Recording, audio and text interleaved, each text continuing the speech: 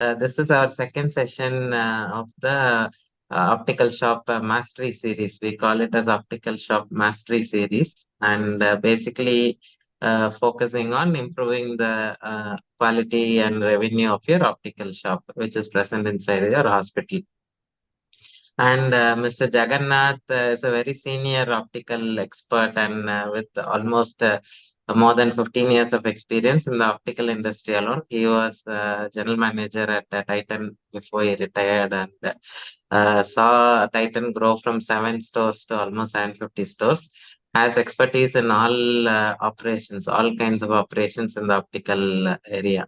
And so Ophthall and Jagannath sir have been working together with the goal to improve the quality of the optical shops inside eye hospitals. Because though most of the optical shops inside hospitals are there, but it's not doing up to the optimal performance. The revenue is not as per expectation. The service level, the quality of frames dispensing is not up to the level of a corporate optical shop. So basically, our aim is to improve the quality of these shops to that particular level. And that can be done by somebody who has got the expertise in the corporate sector. And Mr. Jagannath definitely is somebody who is very keen on helping the optical shops which are inside eye hospitals in association with Ophthall. And over the last 6 months, we have done quite a bit of work improvising the eye hospital optical shops. And basically, like if somebody doesn't have a shop, we set up the shop. And if somebody already has a shop, how do we optimize the service level in those shops? So we also conduct webinars. We have a WhatsApp group of almost 1,000+ members where we keep discussing regularly about improving the optical shop. And we also conduct regular webinars to improve the quality of the shops in your premises. So basically, that's the introduction. And our aim for this year is to at least improve 100 shops, 100 associate with 100 opticals in eye hospitals and improve their quality. So that's what we have started. We already are working with close to around 20 shops. And Mr. Jagannath sir will explain how we can collaborate. Basically, this session is not about promoting what we are doing, and there is no compulsion that you should join us. This is more a knowledge series, imparting the knowledge. So you can take away the knowledge which is being shared. And if you feel there is a requirement to collaborate, definitely there is an opportunity. So that's the whole idea of the session. And so we wanted to be interactive. Mr. Jagannath will give you a break in between where you can ask your questions. And this session is also available on YouTube. So in case somebody is not able to attend till the end, you can see that live on the YouTube channel today or tomorrow. And over to Mr. Jagannath, sir. Sir, please take over and conduct this. Good evening. My name is Jagannath. As Dr. Sendil said, I spent almost all my life in Titan, the last 15 years in the eyewear division. But I was a 22nd employee of Titan. I worked in the watches, very short time in jewelry. Then there is a division for aerospace and automotive parts in Titan. I started and I was running that division for some time before I shifted to Titan Eye Plus in 2009. I was heading almost the entire operations except actual marketing and handling the stores. But I was the number 2 in the division. So therefore, I was kind of a assistant CEO. So all decisions, none of the decisions went without my concurrence, approval, discussion. So therefore, whatever brickbats, whatever accolades that Titan Eye Plus got, so I was part of all that. So that is my brief introduction.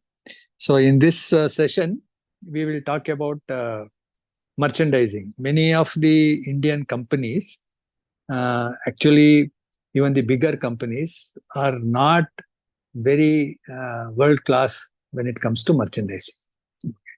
So each one does it in a different way, and they have a different understanding. And the structure of the company for handling merchandising is also very lucid. There is no standard. Somebody has in some places the designers handle merchandising. Some places the procurement handles. In some places the marketing handles merchandising. Each one has its pros and cons. But nevertheless, merchandising as a function is extremely critical for the success of a brand, if it's a branded play, and for the success of a retail outlet, whether it is part of the brand or it's an independent outlet. So today we will cover, go to the next slide, Hari.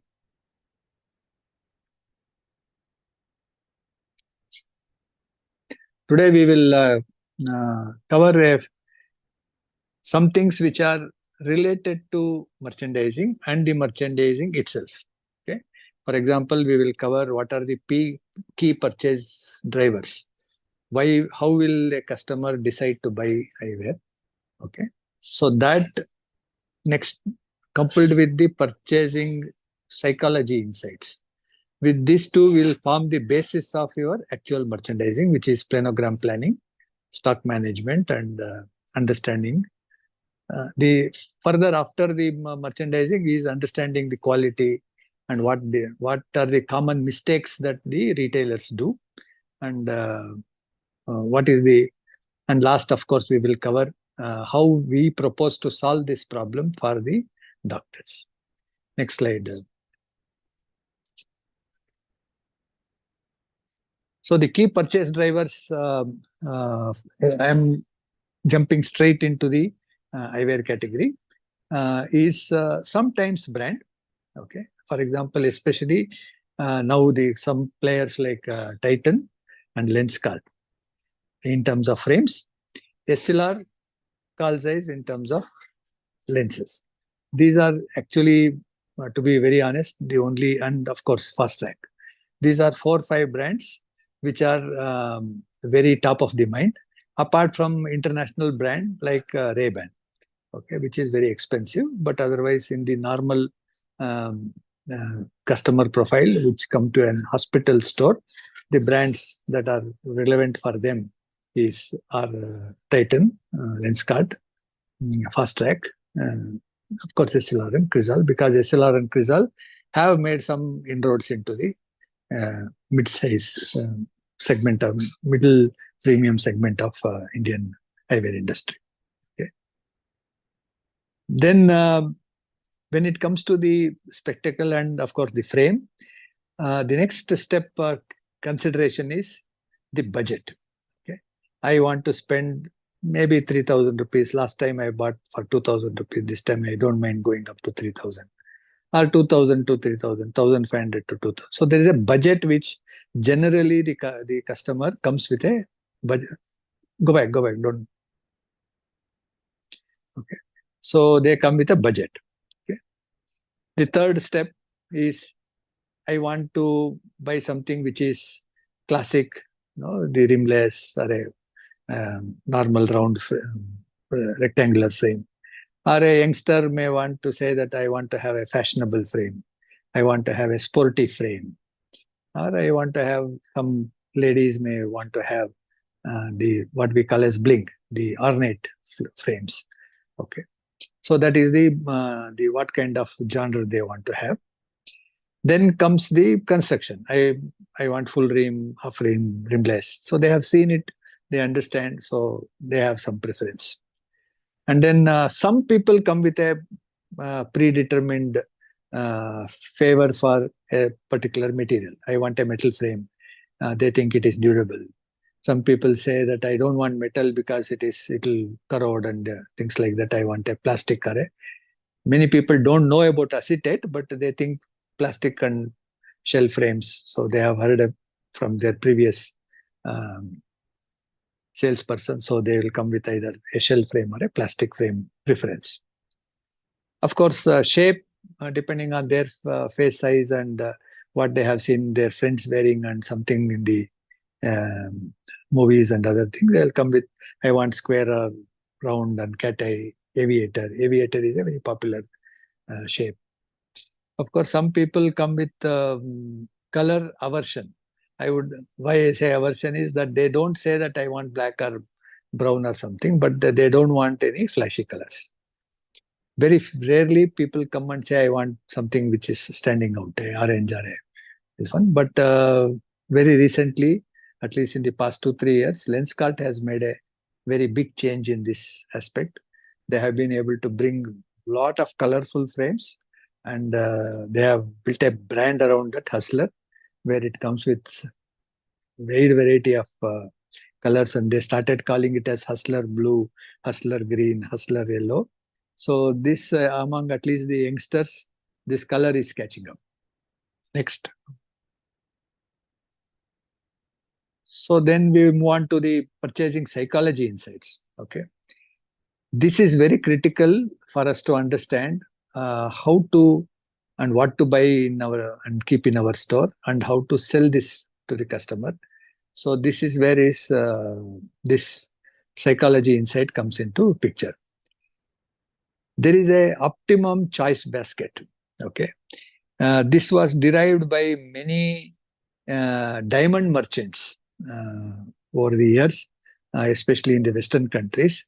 They figured out that if a customer wants to buy X value of diamond, or X carat of diamond of certain quality, so if you show them too many in that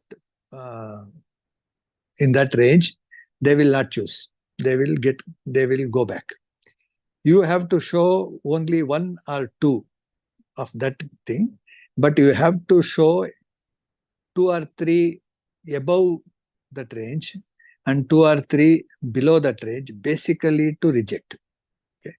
So they figured out, and this has been proven across many other categories later, where you have to provide the customer. First is that you need to understand what he is probably will want, and what will suit his budget, his face, his color, that you understand what he wants. After that, you provide him between 5 and 7 choices. Okay. The 5 and 7 choices, because you will show the most right product, 1 or 2, and then you show 1 or 2 products which are little more expensive, or little more edgy, or little more beyond their comprehension, that they don't want to wear this, things like that. And then you show some of them which has got little compromise. It may be less price, but it doesn't have this feature. It is not a spring hinge. It doesn't have warranty, things like that. So you show them 2, 3 below that. So this optimum choice basket is very important. Therefore, what it means for our selection is that if we know that these are the types of customers that we get, these are the types of products that we will have to provide. So therefore, we should have so much of choice for each customer group. I should be able to provide at least 5 to 7 choices. So that's how we design our display in the store. What is available should meet this requirement. So the step up and step down choices, which I already explained. So you must be able to give a honest and practical step up and step down. And at least in my experience of about 15 years, and definitely in the last 5-6 years, where we had a lot of analytics and a lot of kind of AI working, we figured that most customers step up by if the stepping up is less than 20%. Suppose if customer has got a budget of 3,000 rupees, you show him up to 3,500, it is likely that they will buy. Only 10% or more, 10% or less will go beyond that. Okay. But generally, people don't step down. If you explain the benefits of what you are giving, if you explain it properly, 90% of them don't step down. So this is the understanding. Okay. Then there is something called as a minimum representation. For example, one day you may want to take on somebody like Lenskart and say that I will give a spectacle at $799. Okay, you will put a board outside, spectacles starting at 799. Okay. Then when the customer walks in, you must be able to honestly give him practically possible selection of some, say, at least 15, 20 varieties you should be able to give him in that price range. Okay. That is one type of minimum representation. There is another type of minimum representation is that, as I said, a customer will come with a budget in mind, a material in mind, a price band in mind, a shape in mind, and he may be presbyope or not, and his age demographics may need a certain type of product. So therefore, if you have to cater to all these requirements, this can be grouped into roughly about 380 product groups. Okay. And if you choose to have a particular price band and you have all these products in that, you must, in each of these groups, you must be able to provide a certain minimum representation, 5, 7. So this kind of minimum representation you should have, whether it sells or not. Otherwise, you have to decide that this price point or this type of product I will not have. Okay, you have to let go of that. So that is the strategy which will come over a period of time by understanding your previous data and what you want to go forward. Previous data will only show what has happened before. That not necessarily is true for future. One is because of the market conditions. Second is because you want to also make a change. For example, your average ticket size so far has been, say, 1,500. I want to take it to 3,000. Then you cannot go back to the previous record and say, okay, I will only, these are things which are selling, so therefore I will keep this type of frames. Because then you will continue to have 1,500. If you have to move, you have to change to the next level of price band. Or if you say that I have mostly been selling only bifocals, now I want to sell more of progressives, then you can't go back and say how what type of bifocals I will recommend. So I will have to go and say that which type of customers who bought bifocals are eligible. I could have sold a progressive. You should identify and change that. That is in the sales process. So while I am more focusing on the frames now, this is also true for lenses. Okay, and the good and bad of this is that there is more money to be made in lenses in some cases than even in frames, and that is a very neglected area. Okay, that is of course little beyond this subject, but still I thought I will explain. And then when the customer is willing to pay a higher price, he expects a wider choice. If he is buying only a 400 rupees frame, you show him 3-4 frames and everything looks same, even if there are 50, doesn't mind. But if you are trying to sell a 3,000 rupees frame, then you should have at least 15, 20 in that particular product group. You should have 15, 20 choices for him to make. Otherwise, he will not buy. These are some of the insights which have. It is not Jagannath thought that it is true, so therefore it is. No, it is all based on facts and based on almost billions of customers' data. Next. Okay. So the next, now we understood the psychology and the key business, key purchase drivers. Now we get into some basics of planogram. Okay. In the basics of planogram, one is the price laddering. Okay. So you cannot have only one price band, then you will lose customers. Okay. If you have very high price bands, then you lose people who want a lower price. And if you have only lower price band, also you lose customers, because if somebody like Dr. Sendil comes to your shop and you show him only 400 rupees frame, he is not going to buy. So he will want a silhouette or a stepper or a Ray-Ban or a Tommy Hilfiger. Okay. And you can't have only big gaps between these price ladders. Either I have a 400 rupees, next step is 2,000 rupees. No, that cannot happen. There has to be a very smooth price laddering. So why is this very challenging is because in each product group, you must decide how much of price laddering I will do. Okay. Suppose if it is 600 rupees is the 400 to 600 rupees price band, you cannot have too many, and you cannot have too many types of products in that. So this price laddering is a science. Okay, so it is very, very important for the person who is doing the merchandising to understand what can be let go, what can I let go, what I need to have. Okay, but within that price band to make it a very smooth price option. Okay, then like I said, the product grouping, price, gender, construction, so all that is important in and shape. So this is the product grouping. So we should have a different each price point. For nowadays, the men and women segregation has almost diminished. There are only frames which are either unisex, which everybody wears, or there are very unique shapes which only ladies wear. For example, cat eye is only for women. Okay, and a very rounded top, very curved top frame is only for women. But other than that, today almost I may say that nearly 80% of the stock in any store can be worn by both men and women. And there are certain type of products which are very specifically for a particular age group.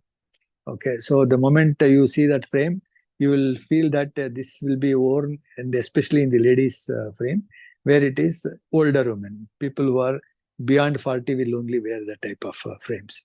So these are the product grouping. So that is very important for us to understand in each price point how many of these product groups we need to have. And of course, I already talked about minimum representation. That is basically to provide the optimum choice. Okay. One more thing which I have not included here is what is called as KVI. It is called a key value indicator. Okay. So you must have seen even Titan saying frame starting at 999 or a spectacle starting at 999 or some other local chain saying that frame starting at 499. Even Lenskart saying two spectacles at 1799. So this is, you are indicating that there is a value at a particular price. Okay, they are called key value indicators. These are very, very dangerous zone to play, because if you overplay this, then there will be too many people who will buy into this, and which will be not profitable. Because generally, if you have to provide these key value indicators, your margins will be very, very low, sometimes just meeting your cost. Because cost is not, your margin is not just the buying price and the difference between selling price and buying price. There are also costs that you incur in terms of rent and your employee cost and other overheads and the opportunity cost. So therefore, key value indicators, while is very important to catch customers at a particular time in a certain circumstance, it should not be overplayed. Then there is the other aspects of merchandising is width and depth. Okay, so there has to be a certain number of variety. For example, if you want to keep, say, I will give an example of a Ray-Ban frame. Okay, assuming that there is some good locality, your place is in a good locality, and you have fairly affluent customers coming in, and you want to keep Ray-Ban. So Ray-Ban has rectangles, wayfarers, and aviators. Okay, and in aviators, and in all these three, there are small, medium, big sizes. Okay, and in all of them, you will have metal acetate and probably a combo. Okay, so how many of these different models you keep is called the width, and within that you will have different colors and how much stock that you have. That is the depth. Okay, so if in one model he selects, okay, do you have other colors in this? You should have a depth. You should be able to say, okay, I have 4 colors, 3 colors. So that is okay. But again, the research has proven that having too much of depth is not good. Okay, while the customer will feel, okay, I have seen so many, but actually his choice, as long as he has 2 or 3 choices, it is good enough. Otherwise, because there is no endless cash for you to keep so much of stock. So within the money that we have for the inventory, we have to ensure that every product is as unique as possible.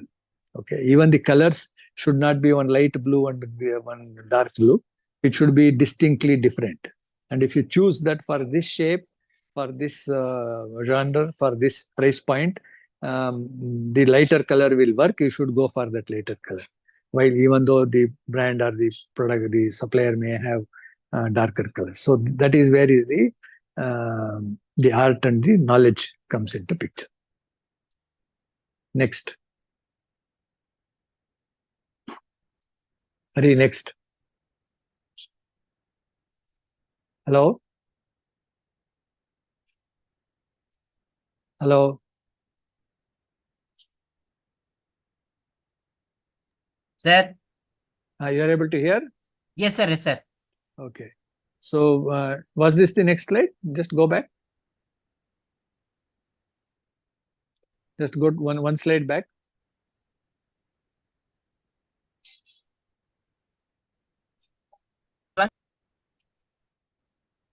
Can you go one slide back? Go to the previous slide. Stock management part. Just go up. Just go Next back. one. This okay. So then the other. I hope the participants are able to hear. You are audible, sir. Okay. Okay. Right. Okay. So now you go to the next slide. Okay. So this is the stock management. This is the part one. I must admit that merchandising is a very, very vast subject, and each one of them can take hours and hours of discussion. For example, this head, belly, tail, this discussion can take 2-3 hours. Go back, don't change. Okay. So, but I am trying to just give a gist of what is there, and some of you will be able to, if you want to have some discussion sometime, we can, maybe a one-on-one we can do. So this head, belly, tail means, for example, a brand like Titan introduces 100 new products in the quarter one. Okay. Out of that 100, suppose the average sale rate that is say one product per store per month. Okay, if that product is there in 10 stores, it will sell 10 per month. If it is in 100 stores, it will sell 100 per month. That is what is called as the average sale rate. Okay, if the average sale rate is say 1, okay, there will be some products, roughly about 4 to 5%, which will sell at a disproportionately high sale rate. They will sell 7, 8, 4, 5, 6, 7, at minimum 4. It will go, sometimes it can go into double digits. Okay, compared to the average sale rate. They are called the head. Okay, so these are the products which are very popular, bought by most people, and probably for the customer, it is a value for money. Okay, whether the company makes good money out of that or not, sure, because many times the pricing mistakes can convert some of the mediocre products into heads. For example, if a very good looking product, expensive to make or expensive to buy, but the marketing manager has decided, or the product manager has decided to price it at only 3 times or 2.5 times the purchase price, then it will become it will sell hell. But generally these mistakes don't happen much. So therefore, it is good to say that about 5-6% of the products you introduce will fall in this category. Then there is a tail, which is about 30-40%, which just doesn't sell. Okay, even if it sells, it will be very almost 1/10 of the normal sale rate, or it just doesn't sell. And one thumb rule is, in the opticals, with a good walk-ins in the store, if a product doesn't sell in 6 months, it doesn't sell at all. Okay? You can just actually put it in the Arabian Sea. It is not going to sell even if you give 50% discount. Okay, so that is in the normal retail. It may be slightly different in a hospital environment because the walk-ins are also low, and then the mindset of the customers who come to an hospital store is also different. Okay. So that is the 40% is tail, some 4-5% is the head. The balance is belly. Okay. These will hover around the sale rates. Okay. So these are the clerks of the what I call as the clerks of the portfolio, who keep on doing the same work again and again. You can't expect too much of innovation and intelligence from them. And at the same time, they are reliable. You tell them something, they will do. So these products are like that. So they will keep selling, but you can't expect very high sale rates from this. So these are the ones which are the average products. So having known this, what do I do? Okay, what we have to ensure that these heads never go out of stock. Okay. Either the same product or similar product is always there in the store, and that much availability and that much spread is always there, because what you don't have you cannot sell. Okay, so if you run out of these products, then you will lose sale. Okay. Then you have to manage the belly. You have to maintain substitutes, because these bellies are not great performers. So therefore there is no point in putting the same product in that place, but you should have a very good equal substitute. Why? Because it will give a sense of freshness to the store.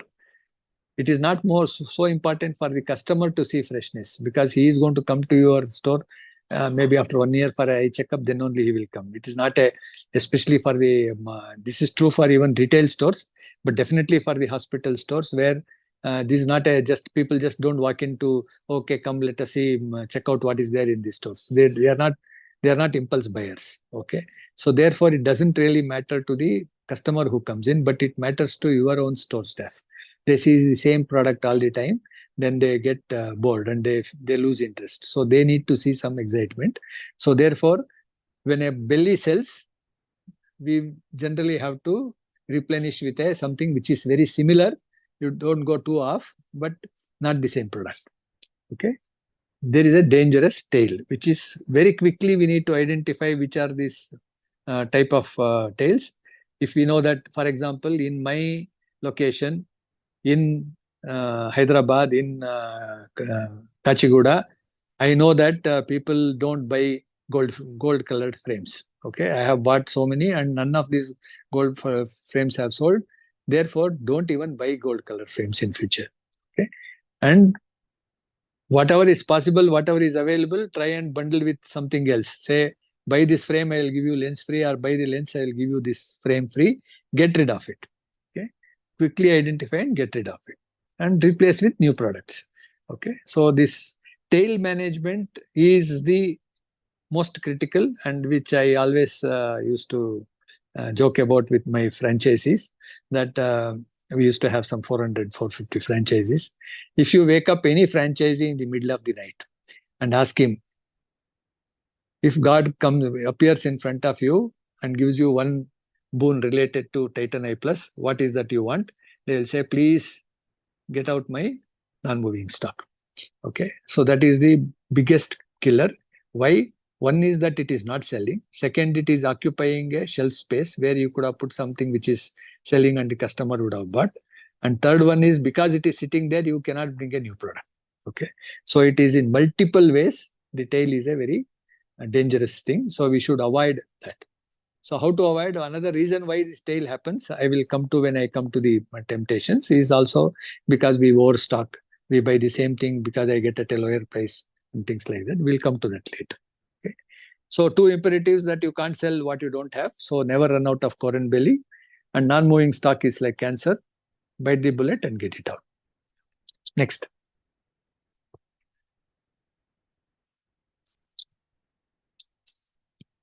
Hari, next. So the part 2 is some numbers. Okay, so all of you are doctors, you are all in a noble profession. So you don't really do too much of math in terms of money when it comes to, you know that you have to earn money, or doing where it goes, mota, you know, but you are not getting into too much of details. But I am a corporate guy. So for us, data and numbers is what makes our salaries and our bonuses stick. Just go back.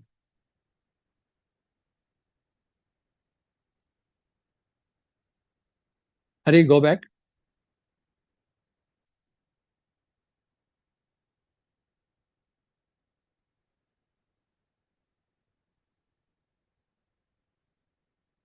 Hari?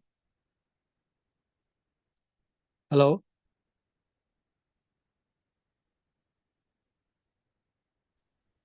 Hello? Hello?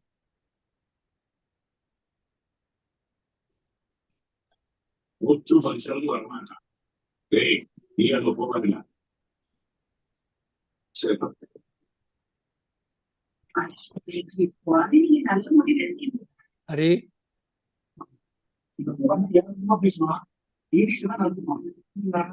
Hello?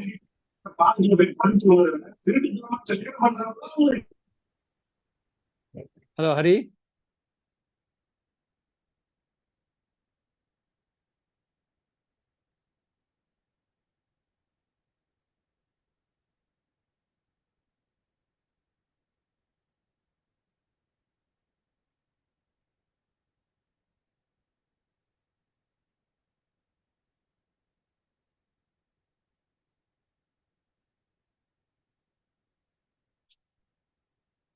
Hello? Everybody is able to hear me? Sir, just a Yes, second, sir. sir. Yes, Just a sir. second. We are able to hear you, sir, but no slide chart. sir. PPT is not there. Okay, I think he got disconnected. He's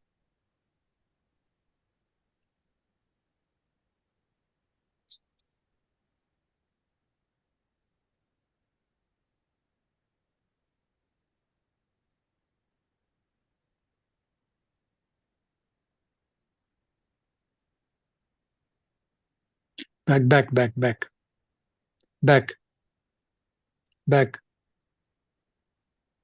back, back. So the key metrics for in inventory management, one is a stock turn. Stock turn means suppose you have 400 frames in your shop, okay, and if you sell 400 frames in a year, that means your stock turn is 1. If you have 400 and you sell 800, then your stock turn is 2. You have 400 and you sell 200 in a year, that means the stock turn is half. Okay, the ideal normal stock turn for a mid-priced product is generally 3. If you are not having a stock turn of 3, that means your merchandising and your sales process, your buying, everything needs to be relooked at. Next metric is a GMROI. This is called gross margin return on investment. For example, you have made an investment of say 5 lakhs in the stock, okay, and if you net margin you get is about 3 lakhs, that means your margin is 60%. But to get that margin of 60%, if you have given discount of say 1 lakh, that means the gross margin drops to 40%. Okay, and then you had non-moving stock and you had to scrap another 50,000, then the gross margin drops to 30%.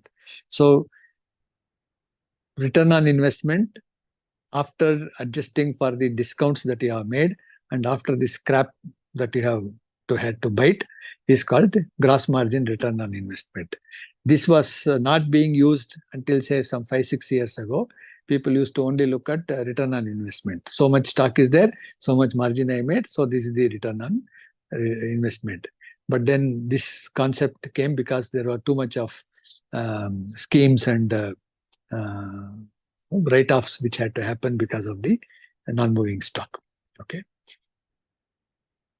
So the third one is that wherever these non-performing assets are there, like banks, okay, it is extremely important for you to keep aside a particular amount, say 6%, 8% of your revenue or 4% of your revenue, depending on how big is your operation and how much money you are making. Between 4 and 8% of the provisioning has to be made, and you have to mercilessly and ruthlessly scrap this product, throw it or give it to charity. Next. Okay. Frame quality I will run through very quickly. So many of you may know about it, but then the raw material that is used in the frame, there is a product called Monel. Monel has two types, 18% and 35% nickel. 18% is lower quality, 35% is better quality. Why better quality? It will have a nickel will give a little better stability. So therefore, otherwise the balance is zinc, which is not very good. Of course, stainless steel, it is very good. It has very good strength. The problem is it is little heavy. Aluminum is half the weight of stainless steel generally. Unfortunately, it cannot get too many colors and all that. So that's why, and you can't do a lot of painting and all that. Therefore, it is used only in sporty frames most of the time. Titanium is the best material. Now there are multiple types of titanium, basic titanium, ultra titanium, beta titanium, and very specialized titanium, which is again half the weight of stainless steel, but it's also more than double the cost. So, but titanium also has a good retention property, so that when some people wear it regularly, the alignment doesn't go away so quickly. Beta titanium is basically the titanium plus. Okay. And then there are different grades of acetate, which can come from single color, double color, high density acetates, and then you have demi-acetates. So there are different types of acetates are there, and different grades of plastic. You have PC, CP, you have TR. TR is the most commonly used and good material, and PC is also used in some cases, but it is less in quality because it can deform very quickly, it can break very quickly, and it cannot take many after treatments, and you can't have inserts in PC. So therefore, TI among the plastics, king is TR. Then there are coatings. Many of you may not know about this, but then in the optical market, if you go to China and say, I want good quality, he will ask you want 24 hours or 48 hours, which means that there is a international standard for testing the coating, whether it is plating or painting or anodizing. So that they put it under a salt spray test for 24 hours. If it, general thumb of rule is, if it passes 24 hours, it will last at least 6 to 8 months. And if it is 48 hours, it will last more than 1.5, nearly 2 years. Okay. So for example, all Titan branded frames will all pass 48 hours. Fast track frames will pass 24 hours. Some of them pass 48 hours. Most of the products that you may buy in the market, open market, when you go to Chandni Chowk or in Paris, in Chennai, or place Kalpadevi in Bombay, they won't pass even 6, 7 hours, 10 hours of test.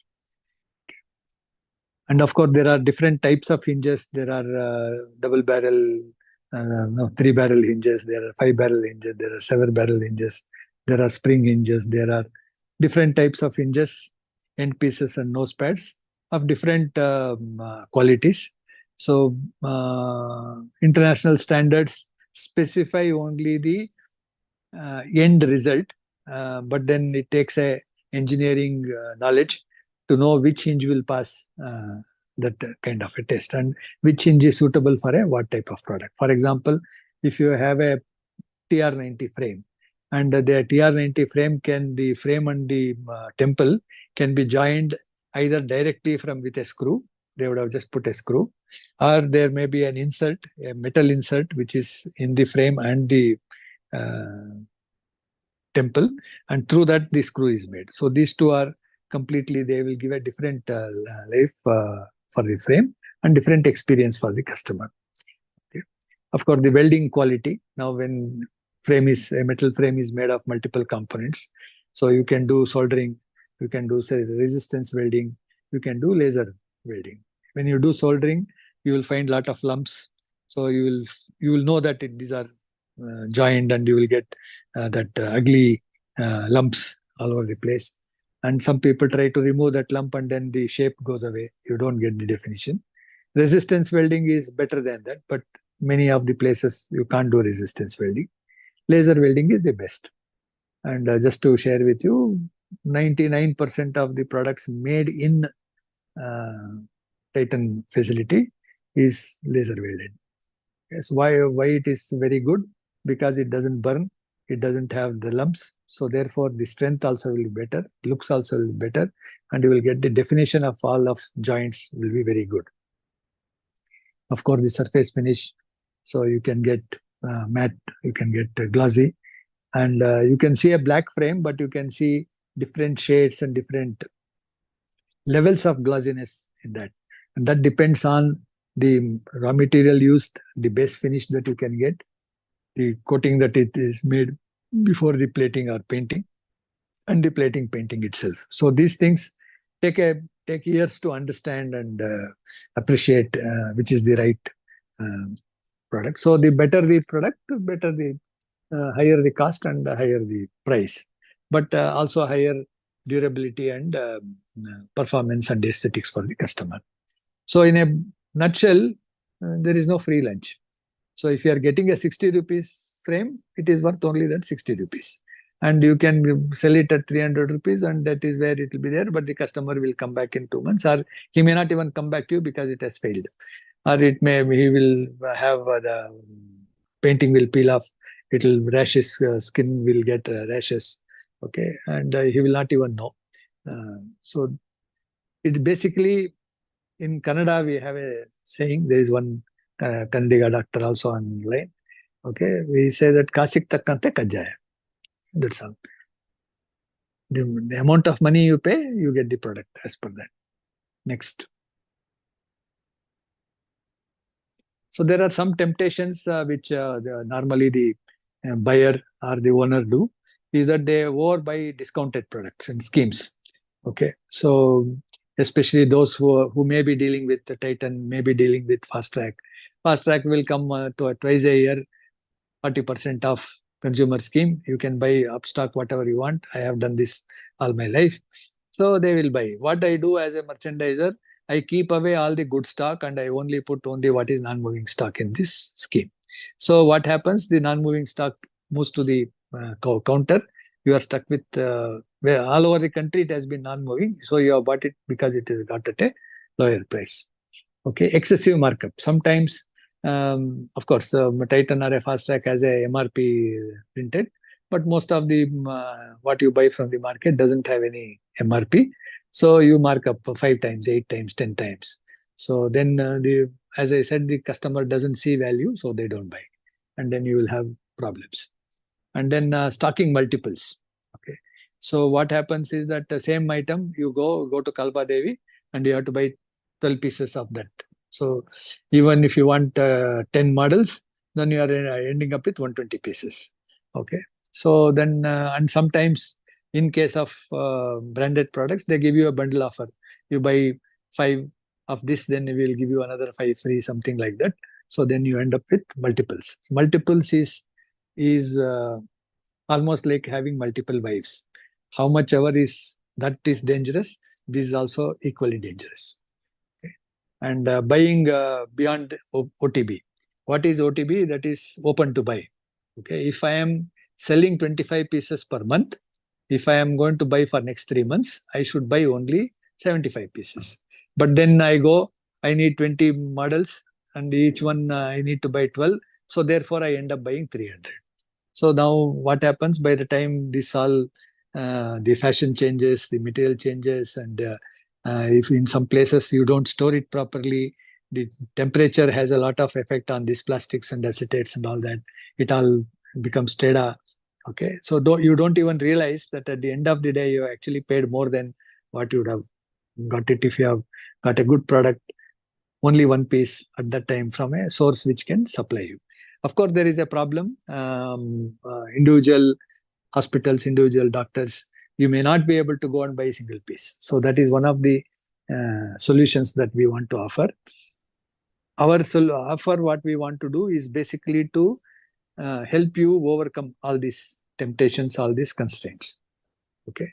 And a lot of people, what they do, they go and buy at low price. In long term, it's a loss. And then buying once in a year, once in 6 months. So we get long credit, bulk discount. But then, as I said, unnecessary stock is very, very difficult and is dangerous. This was the last slide of the knowledge sharing session. After this, I will explain the zero inventory model, what we are proposing. Before that, if you have any questions, we can take them, couple of them, and then move to the, or if you prefer to complete the presentation and then ask questions, I am okay with it. If you have any views, please. Dr. Sendil is there online?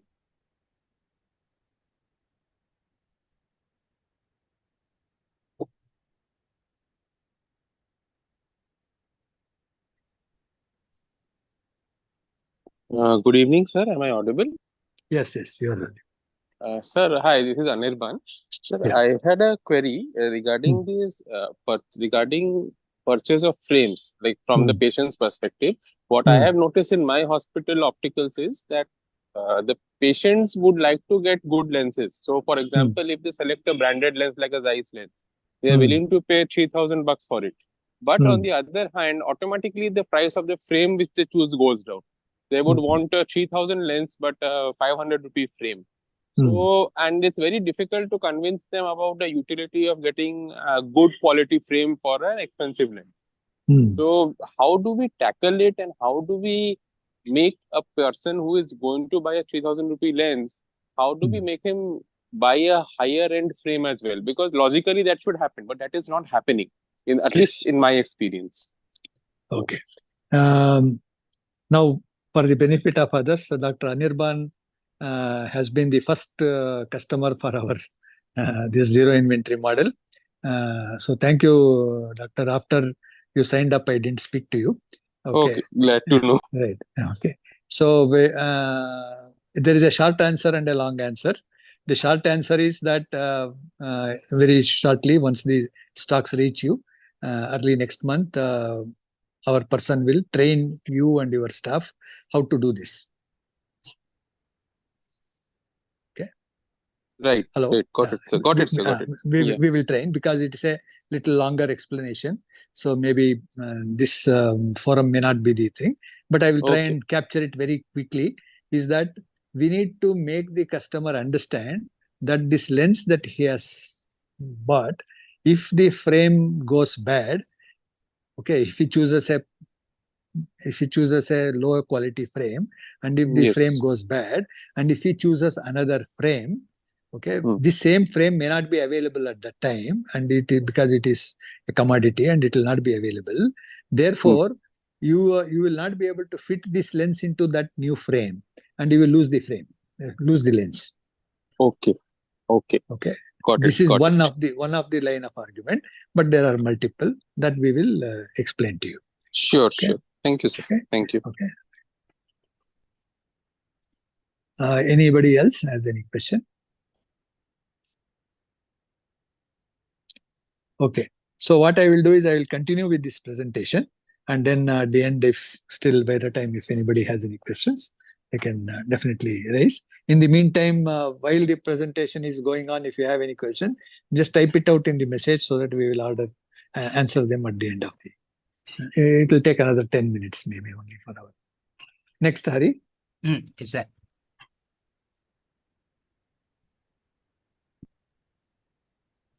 So what is this zero inventory model? Is that you make a deposit of 49,995. Basically, it is 50,000 plus. Go back, Hari. Don't change. Okay. So there is a deposit of 50,000 rupees plus GST you make. We will send you 120 to 125 frames. Okay. These frames will have, as I said, a very good merchandise mix. Ideally, it would have been 250, but we figured that doctors may not be willing to invest 1 lakh rupees at a time. So we are making it into 2 steps. First step, about 125 frames. We will give a very, very good mix. Generally, up to a price point of average is about 300, 350 rupees purchase price, and selling price of 1,000 rupees is average. but you will start getting it from 120 rupees up to about 500, 550, 600 rupees as well. The next package, if you extend it, probably we will go for the average of some 600, starting from about 300, going up to 900. That when you get confidence in this model. Okay, so this model is aimed at making sure that your